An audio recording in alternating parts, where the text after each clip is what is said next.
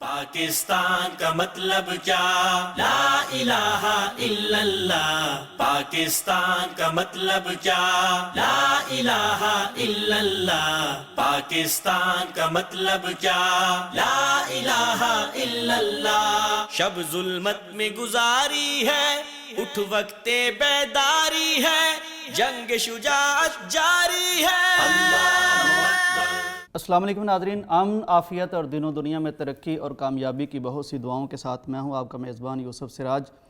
Programme ہے پیغام پاکستان اور ہمارے ساتھ تشریف فرما ہے جناب ڈاکٹر محمد حماد لکھوی صاحب.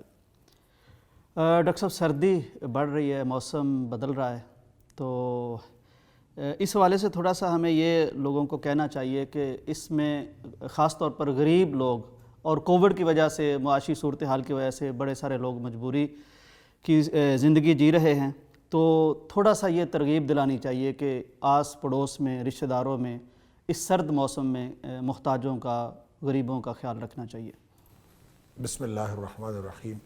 ویسے تو یوسف صاحب ہر دور میں یہ خیال رکھنا چاہیے اور نیکی کے لیے کوئی سیزن نہیں ہوتا، لیکن یہ جو آپ نے سردی کے حوالے سے فرمایا یہ بات بالکل ٹھیک ہے کہ بعض مواقع موسم کے اعتبار سے ایسے آتے ہیں کہ جب غریب کے لیے بچنا مشکل ہوتا ہے.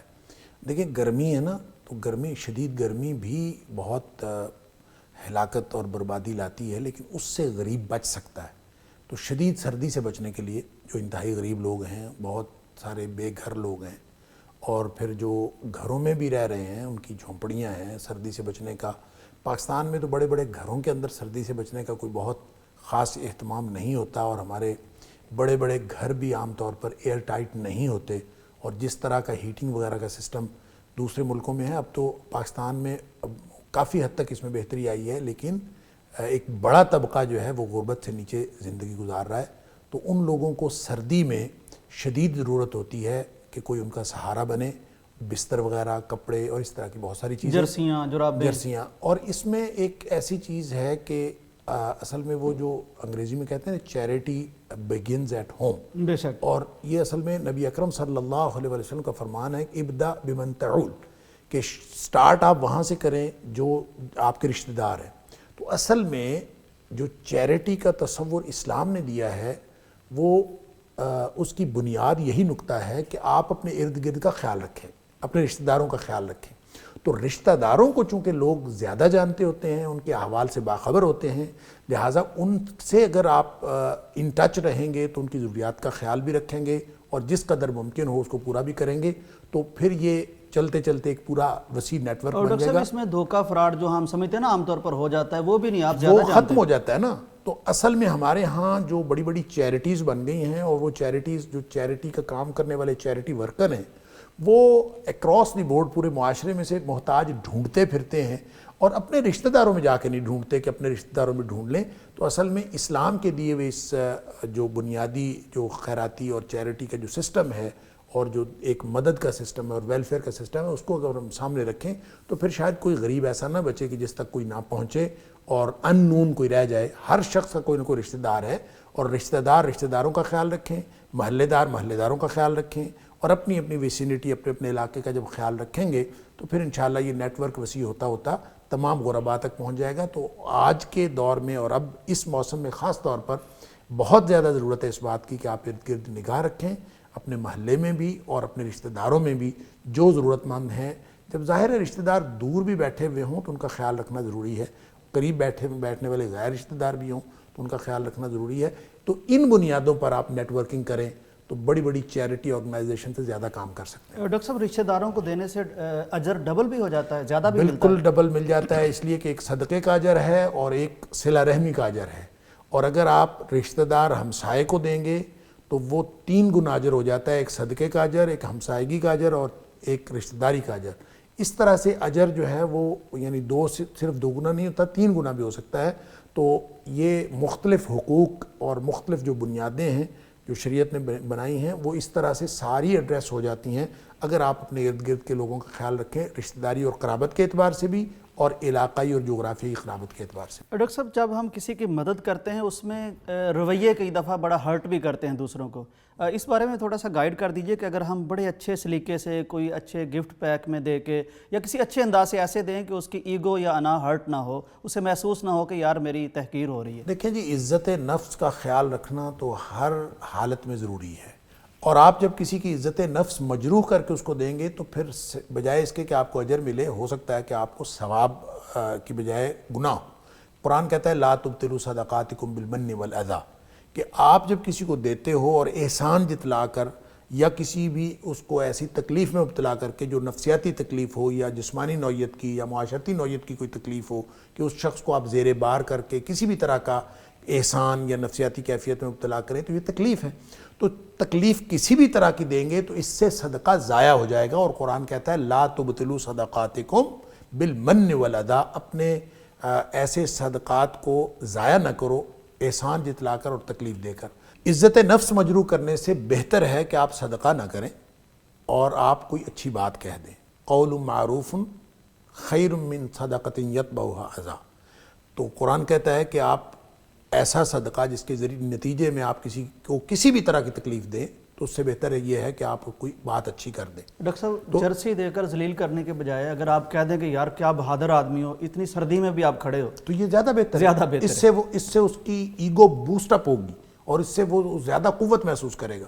اور دوسری بات یہ کہ یہ جو مدد کرنا ہے کسی کی، دراصل یہ مدد کرنا صرف یہ نہیں ہوتا کہ آپ اس کی کوئی فزیکل مدد کر دیں یا کوئی اس کی میٹیریل اس کو کوئی چیز دے دیں۔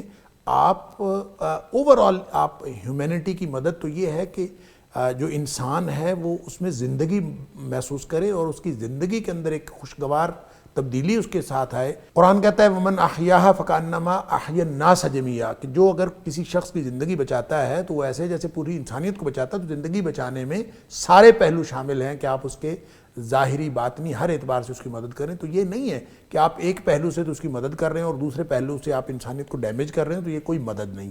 لہٰذا مدد کیجئے، بڑا اجر کا معاملہ ہے اور اس میں اللہ تعالیٰ نے بہت اجر رکھا ہے، اور اس قدر اجر ہے کہ نبی اکرم صلی اللہ علیہ وسلم نے فرمایا کہ بعض اوقات دوسروں کی مدد کرنے والا اور دوسروں کی مدد کے لیے وقت لگانے والا اور مظلوم کے ساتھ چلنے والا اور کسی کی مدد میں دوڑ دھوپ کرنے والا تہجد پڑھنے والوں سے اور اعتکاف کرنے والوں سے ثواب میں اور اجر میں بڑھ جاتا ہے۔ بہت بڑا اجر ہے۔ لہٰذا آپ دیکھیں کہ جن چیزوں کے اوپر آدمی فوکس کرتا ہے اس کو ساری زندگی کا سب سے زیادہ امپورٹنس دے کے سمجھتا ہے کہ یہ میں نے تہجد پڑھنا اور اعتکاف کرنا، یہ تو بہت چوٹی کے اعمال میں سے ہے، اور تقوی اور طہارت اور پرہیزگاری میں ہم اس کو سب سے ٹاپ لیول پہ دیکھتے ہیں، تو اس سے بھی زیادہ اجر میں بڑھ جاتا ہے دوسروں کی مدد کرنا۔ تو اس لیے میرے خیال میں مدد کرنی چاہیے، اور یہ نہیں کرنا چاہیے کہ لوگوں کی آپ عزت نفس مجروح کرتے پھریں یا اس کے اندر کسی کو کسی بھی طرح کا کوئی تکلیف کا امکان ہو۔ پوری طرح عزت نفس کا خیال رکھتے ہوئے لوگوں کی مدد کریں اور ہیومینٹی کو آن دا ہول بوسٹ اپ کرنے کی کوشش کریں کہ انسانیت جو ہے وہ اوپر کی طرف ترقی کرے، نہ کہ آپ کسی شخص کو نیچے کی طرف یا اس کی عزت نفس کو مجروح کر کے آپ اس کو مزید ڈاؤن گریڈ کرنے کی کوشش ڈاکٹر صاحب اس میں تھوڑا سا یہ سوچنا بھی نہیں چاہیے کہ ہم یہ جو کسی کی مدد کر رہے ہیں وہ اس پہ کوئی اتنا بڑا احسان نہیں کر رہے، یہ اپنی بھی ہم مدد کر رہے ہیں۔ ظاہر سی بات ہے کہ جب آپ کسی کو یہ تو خود غرضی کا لیول ہے نا، کہ آپ اگر خود غرضی اجر والی خود غرضی میں آ جائیں تو یہ وہ خود غرضی ہے جو مطلوب اور مقصود ہے، کہ قرآن کہتا ہے سابقو سارعو، اس میں آگے بڑھیں، اس میں ایک دوسرے سے مسابقت کریں، ایک دوسرے سے سبقت لے جائیں، کہ جب آپ ثواب اور اجر میں خود غرضی دکھاتے ہیں اور اجر میں دوسروں سے بڑھنے کی کوشش کرتے ہیں تو یہ وہ مسابقت ہے جس کی قرآن نے ترغیب دلائی ہے۔ لہٰذا اگر یہ انسان کو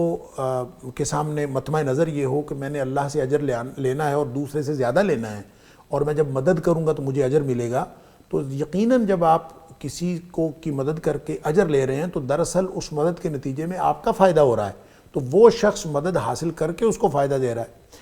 کسی بزرگ کی بات مجھے آپ کے سوال سے یاد آ گئی کہ وہ کہتے ہیں کہ کوئی آدمی جو ہے کسی بزرگ کی ٹانگیں دبا رہا تھا، تو انہوں نے دوسرے نے کوئی بات کی تو اس نے کہا میں تو اجر لے رہا ہوں، تو بزرگوں کا کوئی احسان نہیں کر رہا، میں تو اجر لے رہا ہوں۔ تو بزرگوں نے اپنی ٹانگ پیچھے کر لی، اس نے کہا اب لے کے دکھاؤ اجر۔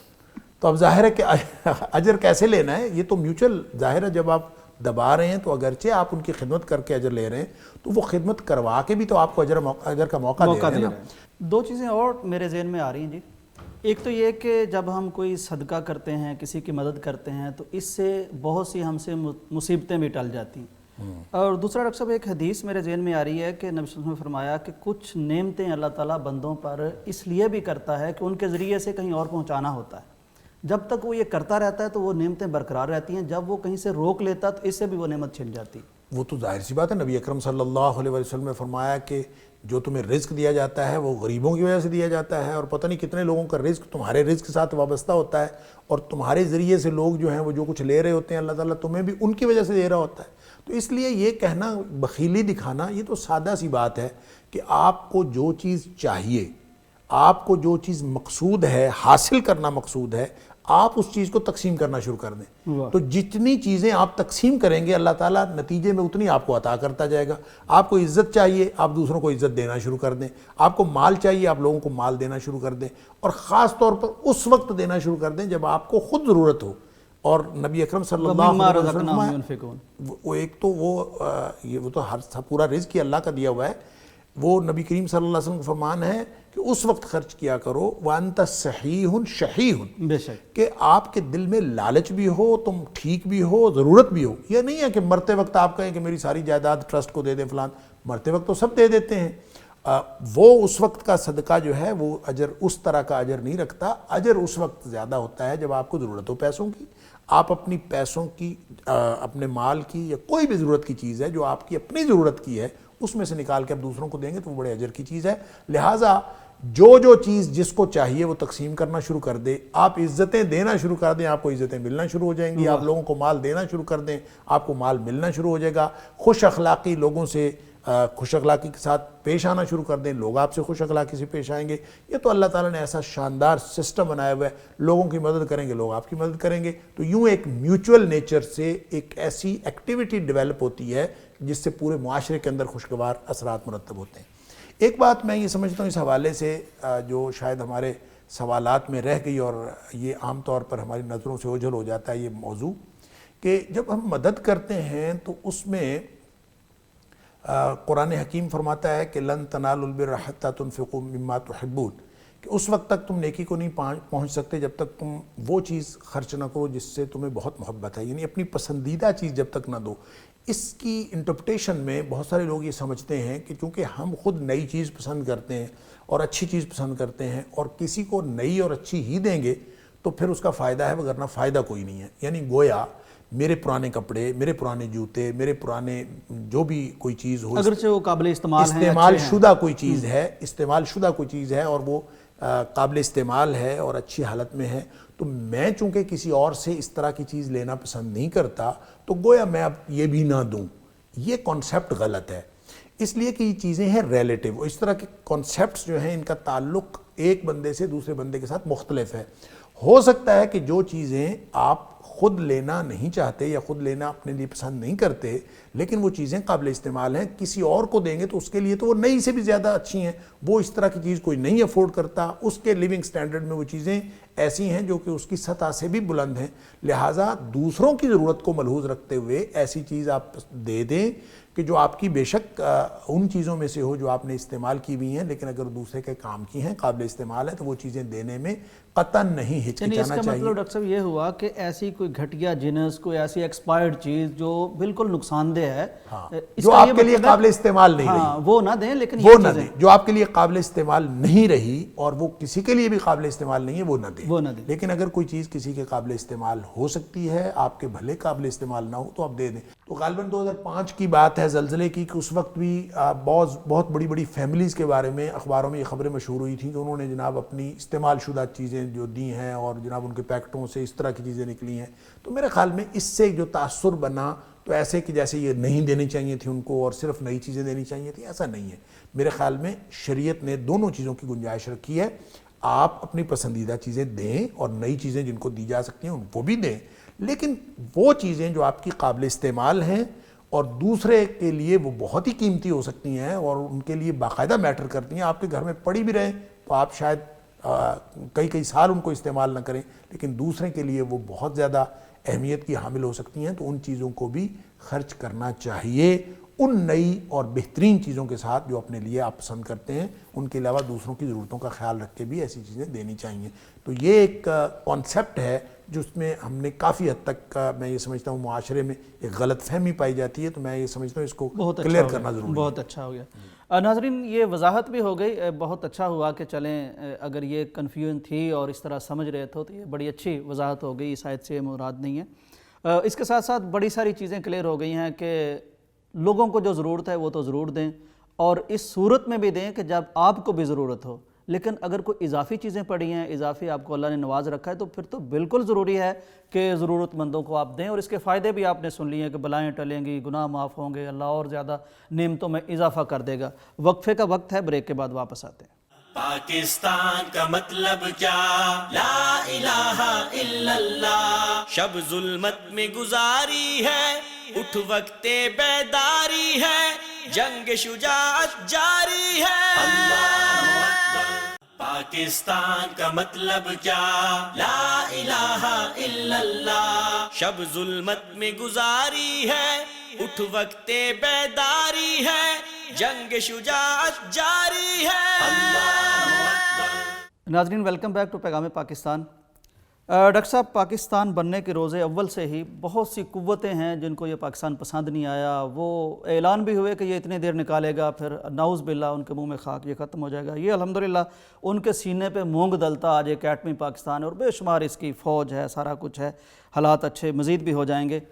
تو اب ایک خبر ہے کہ انڈیا نے یورپی یونین میں ایک ادارہ ہے ڈس انفو لیب، اس نے یہ خبر بتائی ہے، بریک کی ہے۔ اصل میں اس نے یہ ایک تجزیہ کیا کہ دنیا کے کئی ممالک میں کچھ ایسی ویب سائٹس ہیں، کچھ ایسے پیجز ہیں جن سے بیک وقت ایک ہی طرح کی خبریں یوں نشر ہوتی ہیں کہ وہ ساری پاکستان کے خلاف ہوتی ہیں، اور خاص طور پر جب اقوام متحدہ میں کوئی ایونٹ ہوتا ہے اور پاکستان کو ضرورت ہوتی ہے تو کچھ بینر، کچھ اس طرح کے فلیکسز کچھ کھڑی ہو جاتی ہیں تنظیمیں، تو یہ سارے کا سارا جھوٹ پر مبنی فیک پروپیگنڈا انڈیا کا ہے۔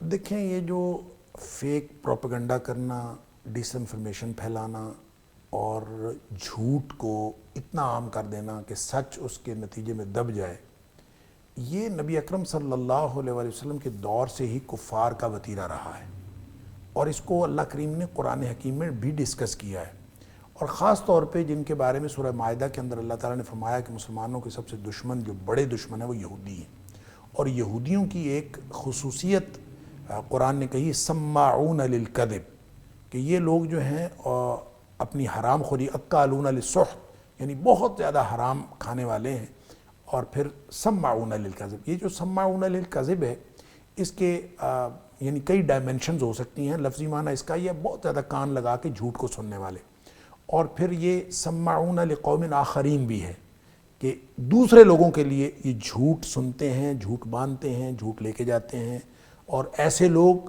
لم یاتوک، جو آپ کے پاس نہیں آئے۔ تو اس کا مطلب ہے اسی کو آپ اس کے ساتھ بھی جوڑ لیجئے کہ جو جاسوسی کا نظام ہے، یعنی ٹو لگانا اور چیزوں کو لینا، قرآن نے تو سادہ طور پر کہا وَلَا تَجَسَّسُوا، کہ یہ ٹو میں نہ لگے رہا کرو، بس ٹھیک ہے جس چیز کی انفارمیشن آ گئی ہے وہ صحیح ہے، لیکن چیزوں کو کھنگال کے اور تجسس کر کے، جاسوسی کر کے، تو یوں لگتا ہے کہ دنیا میں جو مادیت کا پورا نظام ہے وہ جاسوسی کے ساتھ منسلک ہے، اور جتنا روحانیت کا نظام ہے وہ للہیت پر مبنی ہے، اور یہ بالکل دو بنیادی فرق ہیں۔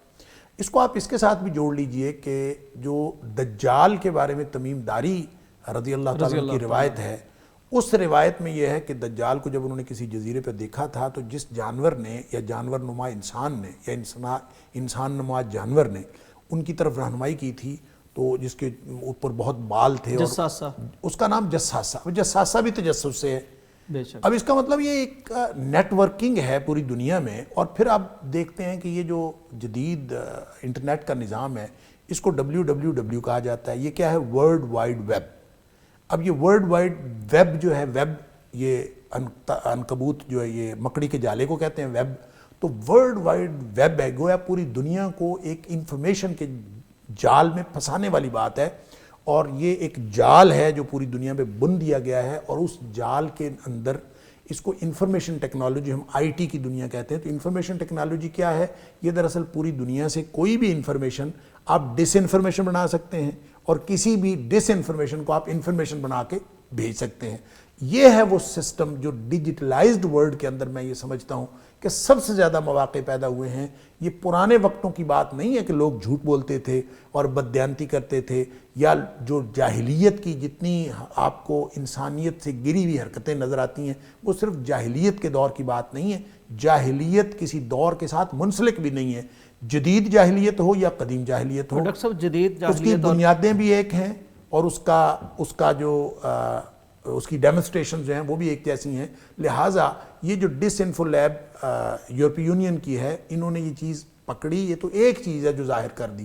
کتنی اس چیزیں کا ہیں، میں نے کہا اب نشانہ پاکستان کو کس منظم طریقے سے بنایا جائے. میں وہی عرض کر رہا ہوں، اس کے پیچھے کتنی چیزیں ہیں جو دبی ہوئی ہیں. یہ تو ایک بعض اوقات کوئی جس کو کہتے ہیں کہ ٹپ آف دا آئس برگ، یہ کچھ چیزیں کبھی کبھی جو ہیں وہ سطح پہ آ جاتی ہیں اور ہمیں یہ نظر آ جاتی ہیں کہ یہ ہو رہا ہے. وگرنہ کتنی دنیا میں کیا کچھ ڈس انفارمیشن پھیلائی جا رہی ہے، اس کا تو کوئی حد اور حساب نہیں ہے. اب اس کو اگر جب ہم پاکستان اور انڈیا کے تناظر میں دیکھتے ہیں تو دیکھیں پوری دنیا میں جو آج کل خارجہ پالیسی ہے، جو داخلہ پالیسی ہے اور جو دنیا کے جو سفارتی تعلقات ہیں، وہ سارے کے سارے اگر صرف انفارمیشن ٹیکنالوجی کے اوپر بیس کریں گے تو پھر یہ انفارمیشن تو ڈس انفارمیشن بن گئی ہے. اور یہ تو آپ کو اب یورپی یونین جیسے موقر ادارے نے ایک بات کہہ دی کہ جناب آپ کو اتنی جو ہے نا وہ سینکڑوں ویب سائٹس ہیں جو ڈس انفارمیشن، کئی ممالک سے ڈیل ہو رہی ہیں، کئی ممالک سے ڈیل ہو رہی ہیں. تو اس کا اگرچہ گورنمنٹ کے ساتھ تعلق نہ بھی ہو تو لیکن یہ بہرحال سرکار کو فائدہ پہنچا رہی ہیں اور سرکار کی سرپرستی میں چل رہی ہیں. ڈاکٹر صاحب فنڈنگ ہو رہی ہے ان کی، کسی کا دماغ خراب تو نہیں کہ سرکار کے بغیر کرے. جتنی بڑی فنڈنگ اس آئی ٹی میں ہو رہی ہے نا، یہ شاید کسی اور چیز میں نہیں ہو رہی. اور یہ پیسہ کمانے کے اعتبار سے بھی اور پیسہ لگانے کے اعتبار سے بھی یہ ایک بہت بڑا یوں کہہ لیں کہ جو فائنانشل ٹرانزیکشن کا سب سے بڑا جو ذریعہ ہے پوری دنیا کے اوپر وہ یہ آئی ٹی ہے. اور اس کو کس انفارمیشن کی بنیاد پر کہا جا رہا ہے اور کہاں کہاں کس طرح سے اثر انداز ہوا جا رہا ہے، یہ اس کا صرف ایک حصہ ہے. میں یہ عرض کروں کہ جتنی چیزیں جو آج کل جدید دور میں کسی معیار کو ظاہر کرتی ہیں، یا حتیٰ کہ آپ یہ کہہ سکتے ہیں کہ جس کی بنیاد پر کوئی ریٹنگ ہوتی ہے، یہ تو ریٹنگ تو بالکل ایک سمجھیں کہ یہ تو ہے ہی جدید دنیا کا اور انفارمیشن ٹیکنالوجی کی یا آن لائن کی دنیا کا ایک لفظ ہے. میں یہ کہتا ہوں کہ جس کی بنیاد پر سوشل کانٹیکٹس بھی طے ہوتے ہیں اور سوشل نارمز بھی طے ہو رہے ہوتے ہیں، ان کا تعلق بھی اس ڈیجیٹلائزڈ ورلڈ کے ساتھ ہے. تو یہ تو ایک ایسا ورلڈ وائڈ ویب ہے جس کے اندر ہم پھنس چکے ہیں کہ اب اس سے شاید نکلنا ممکن نہیں ہے. اور اس کے اندر سچ کو قائم رکھنا اور سچ کو باقی رکھنا یہ اسی قدر مشکل ہے جس قدر یہ وسیع نیٹ ورک ہے، اسی قدر یہاں پہ سچ کو قائم رکھنا مشکل ہے. سچ یہاں لنگڑاتا ہے، جھوٹ دوڑتا ہے. اور اس کو اگر پاکستان لیول پہ اور پاکستان انڈیا کے تعلقات کے حوالے سے دیکھیں تو ہمیں سچ کی طاقت کی بنیاد پر اپنا کردار پیش کرنا ہے پوری دنیا پر.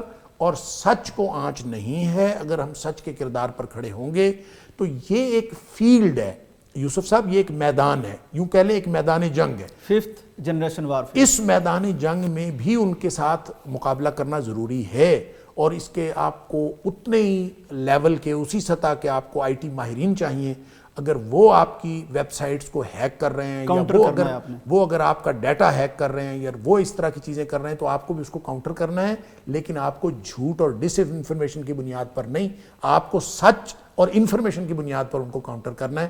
ماہرین آپ کو اسی درجے کے چاہیے ہوں گے، اس لیے کہ یہ ایک میدان جنگ ہے. اور اس میدان جنگ میں جو جدید ترین ٹول یوز ہو سکتا ہے آپ کو وہ ایکوائر کرنا ہے اور اس کو وہ یوز کرنا ہے. اگر آپ اس جنگ کو اس میدان میں نہیں لڑیں گے تو پھر آپ اس میدان میں ہار جائیں گے. تو پھر جدید کوئی میدان ہو سکتا ہے کہ دیگر کوئی میدان آپ کا لگ نہ سکے. لہٰذا وہ بنیادی اقدار جو ہماری انسانیت کی بھی بنیاد ہیں اور ہمارا اسلام کی بھی بنیاد ہیں، ہماری پاکستانیت کی بھی بنیاد ہیں، ان کو پوری دنیا کے سامنے پیش کرتے ہوئے اپنے ماہرین کو ان ڈس انفارمیشن کے سورسز کو کاؤنٹر کرنے کی ضرورت ہے. اور میرے خیال میں اتنا زیادہ اس سے ڈرنے کی ضرورت نہیں ہے. یہ ہمیشہ ہوتی رہی ہیں. وَمَكَرُوا وَمَكَرَ اللَّهُ وَاللَّهُ خَيْرُ الْمَاكِرِينَ. ایک منصوبہ بندی ان کی ہے، ایک اللہ کی منصوبہ بندی ہے اور اللہ ہمیشہ بہتر منصوبہ بندی کرنے والا ہے. صرف ضرورت اس بات کی ہے کہ ہم اللہ کو اپنے رہنما کے طور پر، اللہ کو اپنے سہارے کے طور پر، اور اللہ کو اپنے رحمت کرنے والے کے طور پر، اور رحمان اور رحیم کے طور پر ہم کہیں کھو نہ دیں، ہم اپنے اللہ کے ساتھ جڑے رہیں، تو پھر انشاءاللہ ان آئی ٹی ماہرین کو بھی اللہ تعالیٰ ایسی طاقت اور قوت اور توفیق عطا فرما دے گا جو ہمارے ساتھ سچ کی بنیاد پر ان کو کاؤنٹر کرنے کے لیے جڑے ہوں گے، تو ان کی ساری منصوبہ بندیاں خود بخود خاک میں مل جائیں گی۔ مقابلہ ہمیں کرنا ہے لیکن ڈرنا بالکل نہیں ہے، اس لیے کہ یہ اس طرح کی چیزیں ہوتی آئی ہیں، ہمیشہ ہی ہوتی آئی ہیں۔ نبی کریم صلی اللہ علیہ وسلم کے دور میں تھوڑا انہوں نے ڈس انفارمیشن پھیلائی ہے، یہ جو سماعون للکذب وسماعون لقوم آخرین لم یاتوک، یہ کس طرح کا ان کی نیٹ ورکنگ تھی، اور اس کو نبی اکرم صلی اللہ علیہ وسلم نے کبھی اس میدان میں جا کے یا جھوٹ پھیلا کے یا جھوٹی خبروں کی تشہیر کر کے یا جھوٹے پروپیگنڈے کے ذریعے سے مقابلہ نہیں کیا، بلکہ اس کو سچ کی بنیاد پر کاؤنٹر کیا ہے۔ تو آج بھی نبی اکرم صلی اللہ علیہ وسلم کی اسی سنت کو زندہ کرنے کی ضرورت ہے کہ ہم سچ کی بنیاد پر اس میدان میں، آئی ٹی کے میدان میں ان کا مقابلہ کریں۔ بالکل درست ڈاکٹر صاحب، ایک طرف ہمارے نوجوان ہیں ماشاءاللہ، بہت یوتھ ہے ہماری اور بہت متحرک بھی ہے، یہ بالکل چھوٹے موٹے معاملات جو ہمارے اندرونی ہیں ان میں بری طرح الجھ کے رہ گئے ہیں۔ دوسری طرف اتنی بے حیائی سے اس ٹول کو وہ ہمارے خلاف یوز کر رہے ہیں کہ پچھلے دنوں یہ جو ہمارا ایک اندرونی معاملہ تھا سندھ میں ہوا، تو ان کے ٹی وی چینلز، ان کی ویب سائٹ باقاعدہ بریکنگ نیوز چلاتے رہے کہ پاکستان میں فوج اور پولیس کا تصادم ہو گیا ہے، اب گلشن اقبال پہ قبضہ ہو گیا، وہاں یہ باقاعدہ چلاتے رہے، اتنی بے حیائی سے وہ کر رہے ہیں۔ تو ظاہر ہے جتنی بے حیائی سے وہ جھوٹ بولتے ہیں، ہمیں کم از کم اتنی جرت سے سچ تو بولنا چاہیے، اور اصلی ہدف ہمیں دیکھنا چاہیے کہ ہمارے نوجوانوں کا کون سا کام کرنا۔ اچھا ڈاکٹر صاحب، ایک طرف وہ اتنا جھوٹ بولتے ہیں کہ مطلب ہنسی آتی ہے کہ یار یہ بولا بھی جا سکتا ہے، دوسری طرف اسی انڈیا کا حال یہ ہے کہ بیچارے سکھ کسان اتنی سخت سردی میں وہ پڑے ہیں اور ان پہ وہ ظلم اور ستم ان کا جاری ہے مسلسل۔ دیکھیں، یہ سکھ کسانوں کی بات کرنے سے پہلے میں ایک بات عرض کر دوں، جو ہمارے بزرگ، ہمارے چچا مولانا معین الدین لکھوی رحمۃ اللہ علیہ فرمایا کرتے تھے، وہ فرماتے تھے کہ جھوٹ آپ کو بادل کی طرح گرجتا ہوا نظر آئے اور یوں چڑھتا ہوا نظر آئے تو کبھی مروب نہیں ہونا، اس لیے کہ جھوٹ ہے، وہ اپنی موت آپ مر جائے گا۔ اس لیے ڈس انفارمیشن کی 200 کیا 2000 ویب سائٹس بھی ہوں، اور 2000 اور 2 لاکھ اور 2 کروڑ 2 ارب سورسز بھی ہوں، جھوٹ ہے اور وہ کبھی بھی اپنے ٹارگٹس حاصل نہیں کر سکتا، کچھ نہ کچھ وقتی نقصان کر سکتا ہے، اور بالآخر جو کامیابی ہوگی وہ انشاءاللہ سچ کی ہوگی۔ اس لیے کبھی مرعوب نہیں ہونا، اور اس سے لیکن ذمہ داری ادا کرنا ہے، ذمہ داری ادا کرنی ہے۔ دوسرا مسئلہ جو آپ نے کہا کہ جو انڈیا کے اندر جو مسئلہ ہو رہا ہے، دیکھیں اس میں ہے تو یہ ان کا انٹرنل مسئلہ، لیکن یہ انسانیت کا مسئلہ بھی ہے۔ اس کے کئی پہلو ہیں کہ جس کے اوپر گفتگو کی جا سکتی ہے۔ ایک پہلو تو ظاہر ہے کہ کسانوں کو وہ کیوں اس طرح کی اصلاحات میں الجھا رہے ہیں کہ جو بظاہر یعنی پرائما فیشائی جب اس کو بادی نظر میں دیکھتے ہیں تو وہ ایسے لگتا ہے کہ جیسے وہ کسانوں کے حق میں ہے، لیکن کسان ان کے سراپا احتجاج ہے۔ اگر ان شرائط کو آپ پڑھیں جو اصلاحات انہوں نے نافذ کرنے کی کوشش کی ہے، اور گورنمنٹ کہہ بھی رہی ہے کہ ہم نے تو کسانوں کی بہتری کے لیے فلاح کر رہے ہیں، ان کی فلاح کر رہے ہیں، اور ان کی فلاح و بہبود کے لیے جو کام کیے جا رہے ہیں، کسان کہتے ہیں ہمیں مار رہے ہیں، اور بظاہر کوئی ایک ایسا اس میں دھوکہ ہے کہ جس دھوکے کو ہم سمجھ نہیں رہے اور وہاں کے لوگ سمجھ رہے ہیں، اور اس کی پھر جو انٹرپریٹیشن کرتے ہیں وہ ظاہر ہے اس سے سمجھ بھی آتی ہے کہ مارکیٹ کے اوپر چند لوگوں کا قبضہ ہو جائے گا اور یہ کسان بالآخر جو ہیں وہ غلام بن جائیں گے، اور اس سے ان کا بہرحال کنسرن ہے، اور وہ اپنی آنے والی نسلوں کے لیے گویا قرض ادا کر رہے ہیں کہ یہ، اور فرض ادا کر رہے ہیں کہ آئندہ آنے والی نسلیں جو ہیں ان کی۔ پہلے بھی ڈاکٹر صاحب کسان وہاں سکھی نہیں ہے، سب سے زیادہ یعنی لاکھوں میں ریشو ہے انڈین کسان کی خودکشی کرنے کی، اور یہ مزید شکنجہ کستے جا رہے ہیں۔ دیکھیں اس میں ایک میں یہ سمجھتا ہوں کہ یہ تو اس کی تفصیلات ٹیکنیکل جو ماہرین ہیں وہی بتا سکتے ہیں، جو زراعت کے بھی ماہرین ہوں اور معیشت کے بھی ماہرین ہوں۔ ہم کوئی معیشت کے بھی ماہر نہیں ہیں اور زراعت کے بارے میں بہت زیادہ، لیکن ہمیں نا وہ ٹھٹھرتا ہوا کسان نظر آتا ہے۔ ہاں، وہ جو ٹھٹھرتا ہوا کسان نظر آتا ہے، میں کہتا ہوں اس کو ذرا اس نگاہ سے دیکھنے کی ضرورت ہے، اور یہ ایک اس کے اندر ایک کانسپریسی تھیوری کے طور پر اس کو لینا چاہیے، یا اس کی کیا کوئی سنجیدہ بحث بھی اس کے اوپر ہو سکتی ہے، اور سنجیدہ کوئی اس کے اوپر ڈیلیبریشنز ہو سکتی ہیں۔ وہ یہ ہے کہ اس کو پنجاب کے کسان کو کیوں ٹارگٹ کیا جا رہا ہے، بالکل، اور یہ بہت اہم بات ہے، اور جس کو نقصان پہنچایا جا رہا ہے وہ پنجاب کا کسان ہے، اور پنجاب میں اکثریت کسانوں کی سکھ برادری سے ہے، اور سکھوں کا جو خالستان کا نعرہ ہے وہ اس ظلم کی وجہ سے اور زیادہ اجاگر ہو گیا ہے اور وہ نمایاں ہو گیا ہے، اور لوگ وہاں پہ ڈاکٹر صاحب پاکستان زندہ باد کے بھی نعرے لگا رہے ہیں اور خالستان زندہ باد اور کے وہ بھی یہ نعرے کہہ رہے ہیں کہ قائد اعظم کی ماسٹر تارا سنگھ نے یا دوسرے رہنماؤں نے بات نہ مان کے برا کیا وہ لکھ رہے ہیں۔ اب ان کو گویا اپنی غلطی کا احساس ہو رہا ہے کہ جو ہم نے ظاہر اس وقت تو سکھ جو تھے وہ ہندوؤں کے ساتھ تھے، اور ان کو یہ اب احساس ہو رہا ہے کہ قائد اعظم نے جو وین اور جس کے مطابق انہوں نے مسلمانوں کو ایک یعنی گائیڈنس اور رہنمائی فراہم کی وہ زیادہ بہتر تھی۔ تو میرا مطلب کہنے کا یہ ہے کہ اس وقت بھی ان اصلاحات کو اگر اس سارے تناظر میں دیکھا جائے تو یوں لگتا ہے کہ پنجاب کے کسان کی معیشت تباہ کر کے انڈیا اور یہ جو ہندوتوا کا اصل نظریہ ہے کہ اس میں صرف ہندو کو کامیاب کیا جائے اور اس کے علاوہ جو بھی اقوام ہیں، چاہے سکھ ہندوؤں سے ہی نکلی ہوئی ایک آف شوٹ ہے اور ہندوؤں سے نکلا ہوا ایک مذہب ہے، لیکن وہ اس کو بھی برداشت کرنے کے لیے وہ تیار نہیں ہے، اور یہ اس کی وہ جو فاشسٹ نظریہ ہے ہندوتوا کا، میں یہ سمجھتا ہوں کہ اسی کی ایک ڈیمنسٹریشن نظر آتی ہے کہ یہ اپنے ہی ملک کے سکھ کسانوں کو جو کہ پنجاب کے ہیں ان کو پولیٹیکل موٹیو کے تحت اصلاحات کے نام پر ان کے اوپر ظلم ڈھا رہے ہیں۔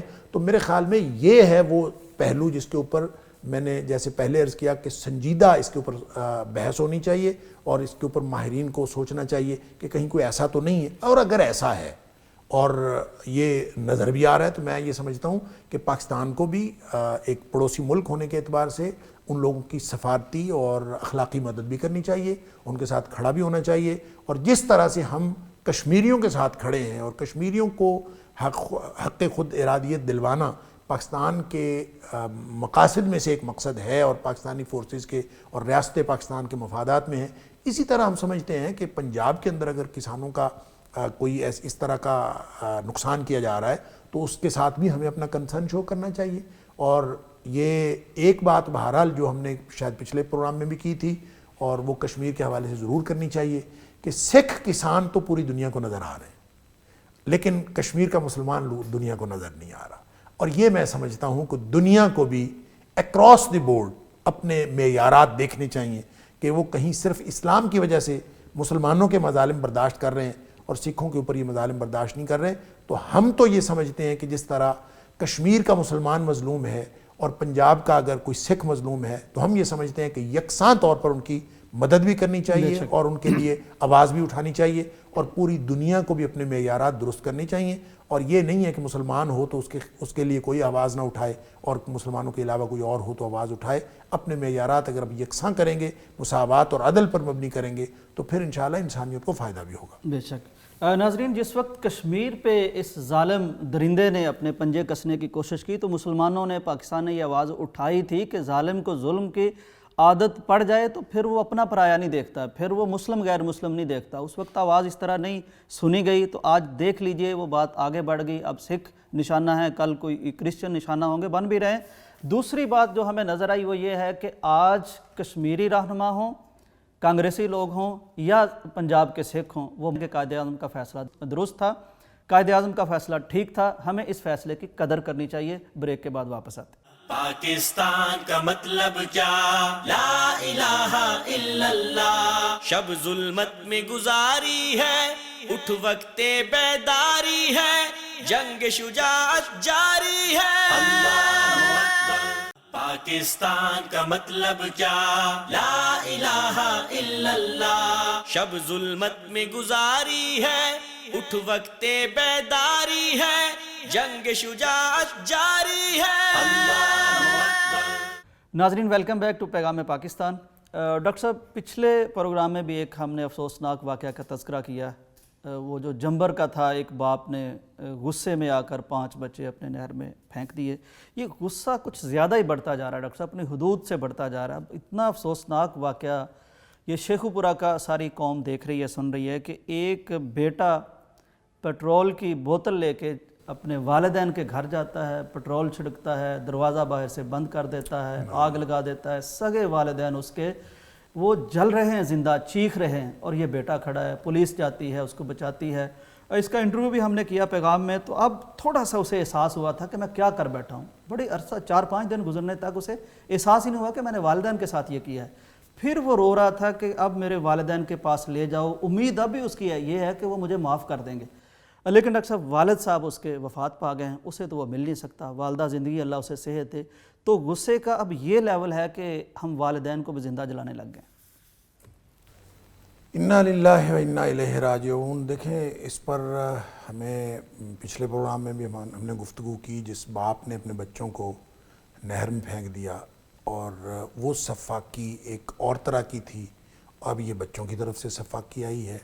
تو ایک پنجابی کی کہاوت ہے کہ پتر کا پتر ہو جاندے تے ماپے کا ماپے نہیں ہوندے، یعنی اس میں ماپے کے ماپے ہو گئے تھے. جی. تو گویا یہاں تو اب حالات اس طرح کے دگرگوں ہو گئے ہیں معاشرتی طور پر کہ وہ ساری چیزیں جو شاید ماضی میں کبھی ممکن نہیں تھیں، اور انسانیت کی گراوٹ کی وہ سطح جو شاید ماضی میں کبھی ممکن نہیں تھی، اب وہ بھی ممکن ہونا شروع ہو گئی ہے، اور وہ اس طرح کے واقعات ہمیں نظر آتے ہیں. تو گویا نہ والدین بچوں کے لیے، نہ بچے والدین کے لیے، اور یہ تو ایک دو واقعات ہیں جو ظاہر ہوئے ہیں اور رپورٹ ہو گئے ہیں، وگرنہ پتہ نہیں کتنے واقعات ہیں. اور حقیقت بات یہ ہے کہ انسانیت سے دور ہو رہی ہے، انسانیت سے ناراض ہو گئی ہے. اور وہ رشتے جو آج کل یہ کووڈ کے حوالے سے سوشل ڈسٹینسنگ کی اصطلاح کا بڑا دورہ ہے کہ جناب سماجی فاصلہ رکھیں. میں یہ سمجھتا ہوں کہ اصل سماجی فاصلہ یہ ہے جو سماجی فاصلہ پہلے سے بن چکا ہے، خوفناک، اور وہ خوفناک ہے کہ جن سماجی قربتوں کی ضرورت تھی اور جن سماجی تعلقات کی ضرورت تھی، ان میں دراڑیں آ گئی، ان میں دراڑیں نہیں، اس میں اتنی بڑی بڑی خلیج حائل ہو گئی ہے کہ اب کوئی نہ تو والدین بچوں سے ڈسکس کرتے ہیں. اب جو سیپریٹ فیملی سسٹم ہے اس نے بھی اس میں رول پلے کیا ہے. بہت سارے فیکٹر ہیں اس کے جس نے اس کے اندر رول پلے کیا، اور سب سے بڑا جو رول پلے کیا ہے وہ ان گیجٹس نے، اور موبائل فون اور یہ جو کمپیوٹر اور لیپ ٹاپ اور یہ جو ٹیبلٹس ہیں اور مختلف قسم کی چیزیں، انہوں نے وہ رول پلے کیا ہے کہ ہر شخص کو اپنی مصروفیت کے لیے اکیلے تنہائی میں ایک ایسی چیز میسر ہے کہ وہ پوری دنیا کے ساتھ رابطے میں ہے، لیکن ان معاشرتی رشتوں کے ساتھ جن کے ساتھ ان اصل قربتوں کی ضرورت تھی اس کے ساتھ اس کے فاصلے بڑھتے جا رہے ہیں. اور پورے معاشرے میں یہی ہمیں دیکھنے کو ملتا ہے. کوئی اس کا ہم یہ نہیں کہہ سکتے کہ کوئی پڑھا لکھا ہے، کوئی ان پڑھ ہے، یا کوئی دینی تعلیم رکھتا ہے، کوئی دنیاوی تعلیم. اب تو اس کو کسی طبقے میں بھی یہ فرق باقی نہیں رہا، سب کے اندر یہی تقریباً حالات ہیں، الا ماشاءاللہ چند لوگ جو بچے ہوئے ہوں. تو اس میں یہ سمجھتا ہوں کہ اس کا علاج ڈھونڈنا بھی چاہیے، اور جو شریعت نے اس کا علاج بتایا ہے، اور نبی اکرم صلی اللہ علیہ وسلم نے خاص طور پر جو فتنوں کے دور کی نشاندہی کر کے اس دور کے بارے میں مختلف پہلو بھی بتائے ہیں، اس سے آگاہ بھی کیا ہے، خبردار بھی کیا ہے، اس کا علاج بھی بتایا.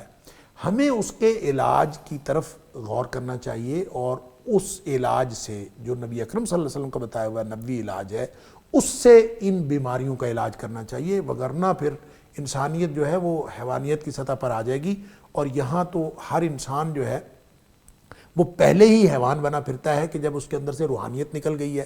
ایک کام تو مغرب نے کیا تھا کہ انہوں نے انسان کی روح کو موضوع ہی نہیں بنایا، صرف جسم موضوع رہا.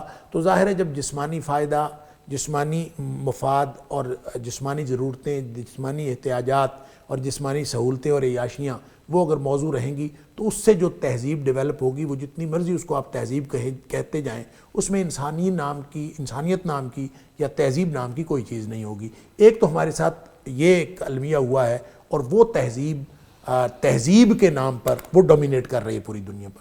اور دوسرا المیہ یہ ہے کہ ہم جن اقدار کی بنیاد پر اس کا مقابلہ کر سکتے تھے، ہم ان اقدار کو ہاتھ سے چھوڑ بیٹھے ہیں، ہم اس سے دستبرداری اختیار کر چکے ہیں. لہٰذا اب ہمارا علاج کہاں ہے؟ یعنی اس ڈیٹیریشن کا، اس زوال کا علاج کہاں ہے؟ اس کا علاج واپس ہمیں پلٹنے میں ہے کہ نبی اکرم صلی اللہ علیہ وسلم کی طرف واپس پلٹیں اور ان سے اس کا علاج ڈھونڈیں. اور جب ہم اس سے علاج ڈھونڈتے ہیں تو ہمیں دو چیزیں بطور ٹول کے، پہلے بھی کئی دفعہ بات ہوئی، بطور ٹول کے قرآن نے ہمیں دو چیزیں دی ہیں. ایک اللہ کا قرآن ہے، ایک 5 وقتہ نماز ہے. جو قومیں اس کو بطور قوم کے، جو گھرانے، جو فیملیز، جو خاندان، جو معاشرے ان دو اصولوں کو اپنائے ہوئے ہیں، وہ کبھی بھی راہ راست سے ہٹ نہیں سکتے.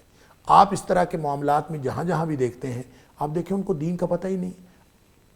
جن کو دین پڑھایا جاتا ہے، جو دین کے ادارے ہیں، یا وہ طالب علم یا وہ طلبہ علم جن کو صرف اور صرف دینی تعلیم دی جاتی ہے اور پوری دنیا میں ایک شور اٹھتا ہے کہ یہ لوگ جو ہیں وہ دقیقاً اسی قسم کی تعلیم حاصل کر رہے ہیں اور جدید معاشرے کے ساتھ یہ مل کر نہیں چل رہے، ان میں کم از کم آپ کو یہ تو نظر آتا ہے کہ وہ بچے اپنی رشتوں کی قدر اور اہمیت پہچانتے ہیں، وہ بچے اپنے والدین کی اہمیت کو پہچانتے ہیں، وہ وبالوالدین احسانہ کا وہ مفہوم جانتے ہیں، ان کو معلوم ہے کہ ہمارے والدین نے ہمارے لیے جو کچھ کیا ہے یا نہیں کیا، ان کا حق اللہ نے کیا بنایا ہے تک نہیں کر سکتے کہ ہم اس کو اف تک نہیں کہہ سکتے، اور ان کو یہ معلوم ہے کہ نبی اکرم صلی اللہ علیہ وسلم نے فرمایا تھا کہ تیرا مال ہی نہیں، تیری اپنی ذات بھی تیرے باپ کی ملکیت ہے۔ تو جن کو کم از کم یہ شعور ہے وہ کہیں بہتر ہیں ان جدید لوگوں تھے اور جدیدیت زدہ لوگوں سے کہ جن کو انسانیت کی اقدار کا بھی نہیں پتہ اور ان رشتوں کے اور تعلقات کی اہمیت کا بھی نہیں پتہ۔ اس لیے میں یہ سمجھتا ہوں کہ ایک تو نماز اور قرآن، چاہے آپ جتنے بھی گئے گزرے ہوں، والدین کی ذمہ داری ہے کہ یہ ضروری ٹولز ہیں جو بچوں کو دیں کہ اگر بچے کو آپ نے نماز اور قرآن پہ لگا دیا تو انشاءاللہ یہ دونوں، قرآن کہتا ہے ان ھذا القرآن یہدی للتی ہی اقوم، یہ قرآن سیدھے رستے پر لے جائے گا، اور ان الصلاۃ تنہی عن الفحشاء والمنکر، برائی اور بے حیائی سے کنٹرول کرنے والی اور تطہیر کا ایک سسٹم انسان کو دینے والی نماز سے بہتر اور کوئی چیز نہیں ہے۔ تو یہ چیزیں انسان کو راہ راست پر رکھتی ہیں۔ اور ایک تیسری چیز جو نبی اکرم صلی اللہ علیہ وسلم نے خصوصیت کے ساتھ بتائی، مسلم شریف کی حدیث ہے کہ آپ نے فرمایا کہ روئے زمین کا حضرت آدم علیہ السلام سے لے کر قیامت تک، قیامت کے وقوع پذیر ہونے تک جو سب سے بڑا فتنہ ہے وہ دجال کا فتنہ ہے، اور جب دجال اتنا بڑا فتنہ ہے اس فتنے سے بچنے کا طریقہ بھی نبی اکرم صلی اللہ علیہ وسلم نے بتایا کہ آپ نے فرمایا کہ سورہ کہف کی پہلی 10 آیات جو ہیں وہ یاد کروا دیں، اور جو بچہ وہ یاد کر لے گا، یاد کرنے کا مطلب یہ ہے اس کا ترجمہ آتا ہو، اس کا مفہوم آتا ہو، اس کو سوچ سمجھ کر انسان پڑھے اور بار بار پڑھتا رہے تو وہ دجال کے فتنے سے محفوظ رہے گا۔ تو اس کو ایک ٹیبلٹ کے طور پر ہی، اس کو ایک گولی کے طور پر، ایک کیپسول کے طور پر اپنے بچوں کو دے دیں۔ ہم اپنے بچوں کو سورہ کہف کی پہلی 10 آیات ہی سکھا دیں تاکہ یہ جدید فتنے کے جتنے بھی مظاہر ہیں اور جدید فتنے کے جتنے بھی اثرات ہیں، وہ چاہے جدید تہذیب کے ہیں، چاہے وہ جدید گیجٹس کے ہیں، وہ چاہے جدید دور کے ہیں، چاہے وہ ہمارے اپنے کردار کے ہیں، چاہے وہ جدید ماحول کے ہیں، جتنے بھی فتنے ہیں، چاہے ہماری جہالت کے فتنے، ان سارے فتنوں سے اللہ تعالیٰ اس کو محفوظ رکھے گا۔ لہٰذا میں یہ سمجھتا ہوں کہ اس نبوی علاج کی طرف ہمیں لوٹنا چاہیے، وگرنہ ہماری نسلیں تباہ ہو رہی ہیں۔ ہم گھروں کے اندر کوئی علاج نہیں کر سکتے، آہستہ آہستہ والدین اپنے بچوں سے دستبردار ہوتے چلے جا رہے ہیں، ہماری اولادیں ہمارے ہاتھوں سے نکلتی چلی جا رہی ہیں، اور رشتے اپنی اہمیت کھوتے چلے جا رہے ہیں، اور ساری گویا معاشرت ہماری ایک معاشرت کی ساری بلڈنگ دھڑام سے گر رہی ہے۔ اس سے بچنے کے لیے میں یہ سمجھتا ہوں 3 باتیں یہ ہیں، اور ایک عمومی طور پر رجوع اللہ کی ایک تحریک چلانے کی ضرورت ہے۔ والدین اس پر لگے رہیں۔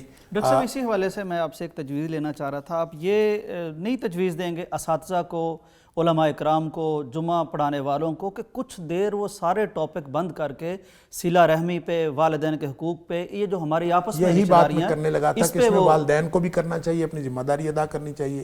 میں یہی فکرہ بولنے لگا تھا اور آپ نے درمیان میں میری بات منقطع کی، اور میں یہ سمجھتا ہوں کہ درست آپ کی نشاندہی ہے، والدین کو یہ کام کرنا چاہیے، اور علماء کو بھی کچھ دیر کے لیے اپنے سارے موضوعات ترک کر کے معاشرتی تعلقات کی اہمیت پر بات کرنی چاہیے۔ اور آپ اس کی اہمیت اس طرح سے دیکھیں کہ یوسف صاحب، قرآن نے عبادات کے اوپر اتنی آیات قرآن نے نہیں دیں، قرآن میں اتنی آیات عبادات کے اوپر نہیں ہیں جتنی تفصیلات معاشرتی تعلقات کی ہیں اور معاشرتی معاملات کی ہیں۔ لہٰذا معاشرت اپنی سیدھی کر لیجئے اور معاشرت اپنی دین کے مطابق بنا لیجئے، قرآن کے مطابق بنا لیجئے، تو ہم اس طرح کے فتنوں سے بھی بچ سکتے ہیں اور اللہ کے قریب بھی ہو سکتے ہیں۔ اور اللہ کے قریب ہونے کا سب سے بڑا ذریعہ معاشرتی تعلقات اور مخلوق خدا کی خدمت ہی ہے۔ نمازیں پڑھنا، روزے رکھنا، اللہ کے حقوق ادا کرنا، یہ الگ ضروری ہے، لیکن معاشرتی تعلقات اگر ٹھیک نہیں ہوں گے تو وہ اللہ کے ساتھ بنائے ہوئے تعلقات بھی آپ کو کوئی فائدہ نہیں دے سکیں گے۔ جس طرح نبی اکرم صلی اللہ علیہ وسلم نے فرمایا، جب پوچھا گیا کہ ایک عورت جو ہے وہ تہجد بھی پڑھتی ہے، صدقہ بھی دیتی ہے، نماز بھی پڑھتی ہے، روزے بھی رکھتی ہے، لیکن اس کا پڑوسی اس سے تنگ رہتا ہے، تو آپ نے فرمایا وہ جہنم میں جائے گی۔ تو اس کا مطلب یہ نہیں ہے کہ تہجد پڑھنے سے بندہ جہنم میں جاتا ہے، اس کا مطلب یہ ہے کہ وہ کام اپنی جگہ اہم ہیں، لیکن یہاں جو آپ معاشرتی پہلو کو اپنے کردار سے اور اپنے قول و فکر قول و فعل سے اگر آپ اس کو ایڈریس نہیں کر رہے تو یہ آپ کو نقصان اتنا کر دے گا کہ جو فائدہ آپ کو ادھر سے ہوا ہے وہ فائدہ بھی کور ہو جائے گا اور پھر آپ الٹیمیٹلی نقصان میں چلے جائیں گے. اس لیے اس پورے یعنی ماحول کو ایڈریس کرنے کے لیے ہر فیکٹر کو، چاہے وہ اساتذہ ہیں، چاہے وہ علماء کرام ہیں، چاہے وہ یعنی یہ ہم میڈیا پہ بیٹھے ہوئے ہیں، چاہے وہ والدین، اور بنیادی ذمہ داری میں سمجھتا ہوں والدین کی ہے، اور ہر شخص اپنی اپنی حیثیت کے اعتبار سے اس کے اوپر محنت کرے اور اس کو موضوع بنائے اور اپنے کردار کو خود بھی اپنے گھروں میں درست کرنے کی کوشش کرے، تو شاید اس کے اندر کوئی بہتری آ جائے. اور جب ہم اس کی طرف واپس پلٹ پڑیں گے تو یہ صرف واپس پلٹنے کی بات ہے، باقی معاملات اللہ کے ہاتھ میں ہیں. ہم نے صرف تدبیر کرنی ہے، معاملات اللہ کی تقدیر سے سیدھے ہوتے ہیں. جب انسان کوشش کرتا ہے تو کوشش ہی وَلَيْسَ لِلْإِنسَانِ إِلَّا مَا سَعَى، منزل مقصود پہ پہنچنا یہ انسان کے نہ بس میں ہے، نہ انسان کے بس میں اللہ نے رکھا ہے، وہ اللہ کے اختیار میں ہے. لہٰذا انسان کوشش کرتا ہے تو اللہ تعالیٰ اس کے مطابق کر دیتا ہے. معاشرتی طور پر پورے معاشرے کو درست کرنا ہمارے نہ اختیار میں ہے نہ ہمارے ذمے ہے. اپنے آپ کو درست کرنا. ہم اگر اپنے آپ کو درست کر کے معاشرے کو درست کرنے کے اندر اپنا حصہ ڈال لیں گے تو انشاءاللہ منزل مقصود پہ پہنچانا اللہ کا کام. ڈاکٹر صاحب، والدین کے پاس کبھی علم نہیں ہوتا، کبھی وقت نہیں ہوتا. اب مسجدوں سے بھی ہمارے نوجوان یوتھ دور ہوتی جا رہی ہے. اچھا، یہی وہ دو جگہیں تھیں جہاں سے ان کو یہ تعلیم ملنی تھی. رہ گیا ڈاکٹر صاحب اسکول، وہاں استاد اگر اچھا ہے تو وہ آپ کو سکھاتا بھی ہے، تربیت بھی کرتا ہے. لیکن اب یہ نمبروں کا جو چکر ہے اس میں سکولز کی مینجمنٹ بھی اسے کہتی ہے کہ آپ نے غیر متعلقہ بات نہیں کوئی بھی کرنی، کوئی ان کی تربیت کی بات، کوئی حدیث، کوئی قرآن، آپ یہ ان کو یہ رٹوائیں تاکہ یہ نمبر لے کے آئیں. اس نے بڑا بیڑا گرک کیا. ظاہر سی بات ہے کہ وہ ہر چیز کا معیار جو ہے وہ میتھمیٹیکل ہو گیا نا. یہ جو جس کو میں بار بار کہتا ہوں ڈیجیٹلائزڈ ورلڈ، ڈیجٹ از دا بیس. جب ڈیجٹ بیس بن گیا ہے تو اس کے مطابق آپ نے کیلکولیشن کرنی ہے. ایویلیویشن ختم ہو گئی ہے، کیلکولیشن شروع ہو گئی ہے، اور کیلکولیشن میں ظاہر گنتی بنتی ہے، اور گنتی کے چکر میں ہم سب پڑے ہوئے ہیں. لہٰذا آپ دیکھ لیں بچے بیچارے، پہلے تو کوئی کھیلنے کا ٹائم مل جاتا تھا، اب سسٹم ایسا بن گیا ہے کہ نہ کھیلنے کا ٹائم ہے، اور جس بچے نے پڑھنا ہے نا وہ صبح سے لے کر رات 9 بجے تک وہ والدین سے دور ہے.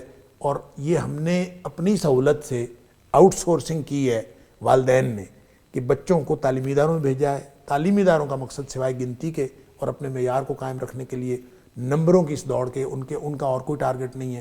تو وہ انسانیت آہستہ آہستہ دم توڑ رہی ہے. وہ جو کسی شاعر نے کہا تھا نا، بہتر ہے مہو مہر پہ ڈالو نہ کمندیں، انسان کی خبر لو کہ یہ دم توڑ رہا ہے. تو ہماری ساری سائنسی ترقی جو ہے وہ آسمانوں کی طرف سفر کر رہی ہے، اور ہم چاند پہ انسان کو پہنچا رہے ہیں، اور انسان مر رہا ہے اور انسانیت مر رہی ہے. اس کے بارے میں ہم جو ہے وہ فکر مند نہیں ہیں. ناظرین، بہت اہم موضوعات پہ گفتگو ہوئی، خاص طور پر یہ جو آخری بات ہے، یہ جو انسان سسک رہا ہے، انسان مر رہا ہے، لیکن اس کا احساس ہمیں نہیں ہے. والدہ جل گئی، والد جل گیا، باپ نے بچوں کو نہر میں پھینک دیا. یہ انڈیکیٹرز ہیں کہ یہ معاشرہ کتنا اندر سے پک چکا ہے، سلگ رہا ہے. حل یہی ہے جو ڈاکٹر صاحب نے فرمایا کہ تھوڑی سی ہم انسان کی خبر لیں، انسانوں کو وقت دیں، انسانیت سکھائیں. یہ نمبر گیم ہمیں کچھ نہیں دے سکی. آپ اندازہ کیجئے کہ اس وقت پوری دنیا کووڈ کا علاج ڈھونڈ رہی ہے. اگر ڈیجیٹلائزڈ دنیا اتنی اہم ہوتی تو کوئی فوراً علاج آ جاتا. انسان ایسا ہی بے بس ہے. تو ہمیں انسانیت کی طرف مڑنا چاہیے، اور انسانیت کی طرف مڑنے کے لیے بہترین ہمارے پاس ٹولز وہ قرآن اور حدیث ہیں. ان کو عام کیجئے، گھروں میں، مسجدوں میں، اسکولوں میں. اللہ اس کے فیض سے، اس کی برکت سے ہمارے معاشرے کو بچائے گا انشاءاللہ. مجھے اور میری ٹیم کو اجازت دیجیے. اللہ حافظ. پاکستان کا مطلب کیا؟ لا الہ الا اللہ. پاکستان کا مطلب کیا؟ لا الہ الا اللہ. پاکستان کا مطلب کیا؟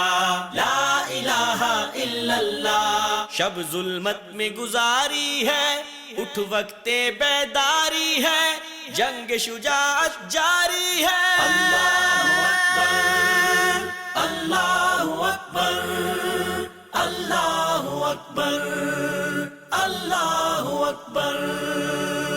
اٹھ وقت بیداری ہے، جنگ شجاعت جاری ہے، آتش و آہن سے لڑ جا۔ پاکستان کا مطلب کیا؟ لا الہ الا اللہ۔ پاکستان کا مطلب کیا؟ لا الہ الا اللہ۔